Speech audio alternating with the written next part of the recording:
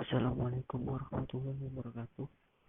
Saya Indra Bima Rahmat, absen 16 dari kelas 12D. Saya akan menjelaskan tentang pelaksanaan IHMB pada hutan alam. Sebelumnya saya akan memberitahu pengertian dari IHMB. IHMB atau inventarisasi hutan menyeluruh berkala adalah kegiatan pengumpulan data dan informasi tentang kondisi sediaan tegakan hutan atau timber standing stock yang dilaksanakan secara satu kali dalam 10 tahun pada seluruh petak di dalam kawasan hutan produksi setiap wilayah unit pengelolaan atau manajemen. Tujuan IHMB ada 3, yaitu untuk mengetahui kondisi sediaan tegakan pada hutan alam secara berkala pada tegakan hutan yang sama. Yang kedua, menyusun rencana pengaturan hasil dalam mewujudkan pengelolaan hutan produksi lestari. Yang ketiga, sebagai bahan pemantauan kecenderungan kelestarian sediaan tegakan hutan di areal IUPHKHA, IUPHKHT, dan atau KPHP. Selanjutnya masuk ke perencanaan kegiatan. Yang pertama, pemegang IUPHK menyusun rencana kegiatan IHMB dilengkapi dengan peta area kerja digital dengan skala 1:50.000 serta hasil cetakannya atau hard copy dari areal yang akan disurvei yang bersumber pada peta dasar. Apabila peta dasar belum tersedia, maka dapat digunakan peta SK IUPHK. Data penginderaan jauh resolusi spasial sedang 10 meter sampai 30 meter dengan umur perekam data tidak lebih dari 2 tahun serta mempunyai kualitas citra yang baik dengan maksimum tutupan awan sebesar 5%. Peta petak dalam area kerja, peta jalan, sungai dan lokasi pemukiman atau perkampungan baik dalam bentuk digital maupun hasil cetak. Rencana bagian sampling, rencana alat dan perlengkapan di lapangan, tata waktu pelaksanaan, rencana organisasi dan penyediaan tenaga kerja, dengan terakhir rencana pengolahan dan analisis data serta pelaporan hasil dan rencana keluaran atau output. Yang kedua, pemegang IUPHK dapat mengkonsultasikan rencana kegiatan IHMB kepada Wasganis PHPL Canhut yang ada di Dinas Kehutanan Provinsi atau Balai Pemantauan Pemanfaatan Hutan Produksi sebelum rencana tersebut diserahkan kepada Direktur Jenderal. Rencana kegiatan IHMB disampaikan kepada Direktur Jenderal yang diserahi tugas dan tanggung jawab di bidang penilaian dan pengesahan RKUPHK.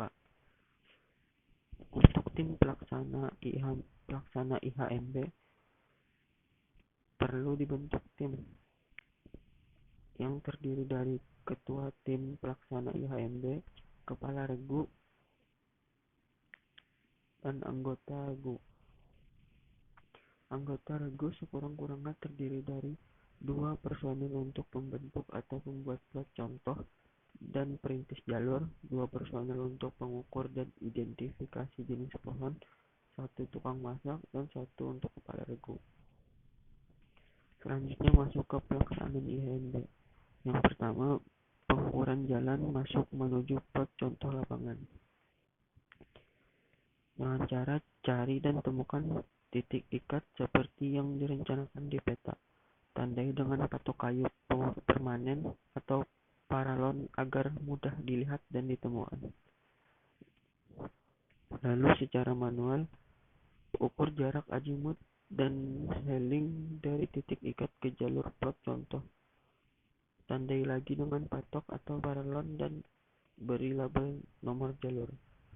Setelah itu, gambarkan jalan masuk menuju plot contoh yang memperlihatkan keadaan setiap 50 meter berdasarkan arah dan jarak perintisan dari titik ikat. Lalu GPS bisa digunakan untuk navigasi ke posisi plot-plot selanjutnya, tapi jangan lupa untuk melakukan kalibrasi. Yang kedua, pembuatan plot. Peletakan plot contoh di dalam hutan alam diletakkan di dalam jalur inventarisasi dengan arah utara ke selatan, dan di dalamnya terdapat beberapa plot contoh yang jumlahnya tergantung dari panjang jalur. Dalam satu plot contoh terdapat 4 subplot, yang luasnya dibedakan berdasarkan tingkat pertumbuhan pohon dan tingkat permudahan yang ada. Yang pertama, subplot pancang. Ukur dari titik awal plot contoh masing-masing 10 meter ke arah barat atau timur. Pada ujung sisi kiri dibuat subplot pancang berbentuk lingkaran dengan tali sepanjang 2,82 meter. Amati keberadaan pancang dalam subplot. Pasang pasak pada pusat subplot untuk memasang tali tersebut. Lalu amati subplot secara berputar dengan ujung tali sebagai batas subplot hingga selesai. Yang kedua, subplot tiang dari titik awal plot contoh dibentuk subplot tiang berbentuk bujur sangkar berukuran 10 kali 10 meter di sisi kiri jalur. Dengan bantuan tali sepanjang 10 meter sebanyak 2 buah dan kompas dari titik awal plot contoh, tarik tali ke arah kiri tegak lurus jalur 270 derajat dan ke arah jalur 0 derajat, lalu pasang patok. Yang ketiga, subplot pohon kecil. Bentuk subplot bujur sangkar berukuran 20 meter kali 20 meter sepanjang 10 meter sebelah barat dan 10 meter sebelah timur jalur, kemudian 20 meter ke utara. Yang keempat, subplot pohon besar. Bentuk subplot persegi panjang berukuran 20 kali 125 meter sebagai perpanjangan dari subplot pohon kecil ke arah utara.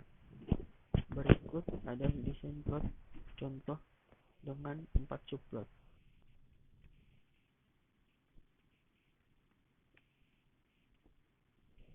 Yang ketiga, pengumpulan data di dalam plot contoh untuk masing-masing plot dan subplot. Data yang dikumpulkan mengikuti DI sebagai berikut. 1. DI 1 informasi umum yang terdiri dari lereng diukur di titik awal sejauh 20 meter ke arah 4 mata angin. Fisiografi, tapak, dan tekstur tanah. Yang kedua, DI 2 tali sheet inventarisasi tingkat pancang dan tiang. Pancang tidak perlu dihitung jumlahnya karena dinamika moralitasnya dianggap masih tinggi sehingga cukup diamati ada atau tidak ada. Yang ketiga, DI 3 tali sheet inventarisasi tingkat pohon kecil. Tinggi akan dihitung menggunakan kurva tinggi. Yang keempat, DI 4 tinggi tali sheet inventarisasi tingkat pohon besar.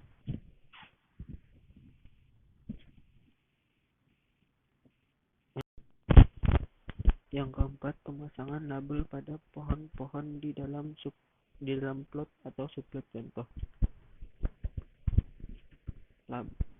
Dengan cara label pohon dipasang pada ketinggian 15 cm di atas lingkar pengukuran diameter dan menghadap jalur agar lebih mudah dilihat dari jalur rintisan. Label pohon sebaiknya terbuat dari material yang tidak rusak sampai 2 tahun, misalnya plat, aluminium, atau plastik berukuran 7 cm kali 4 cm. Lalu label pohon ini akan digunakan sebagai bahan monitoring oleh tim pengendali teknis atau Wasganis Canhut. Dan label berisi informasi jenis pohon, diameter, dan lain-lain informasi yang perlu. Yang kelima, penentuan posisi pohon yang diukur di dalam plot contoh hutan alam. Bagian tengah pohon atau inti pohon sangat menentukan di dalam penentuan pohon masuk atau pohon keluar. Sehingga bila suatu pohon berada di tepi garis plot, inti pohon harus benar-benar diperiksa.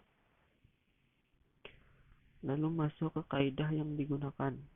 Yang pertama, bila inti pohon terletak di dalam plot, maka pohon termasuk di dalam plot. Yang kedua, jika inti pohon terletak di luar batas plot, maka pohon tidak termasuk dalam plot. Yang ketiga, jika inti pohon tepat berada pada batas plot, maka pohon pertama dengan kondisi demikian adalah termasuk di dalam plot, kemudian pohon kedua dengan kondisi demikian tidak termasuk dalam plot. Begitu seterusnya. Mungkin hanya itu yang dapat saya sampaikan. Saya ucapkan terima kasih.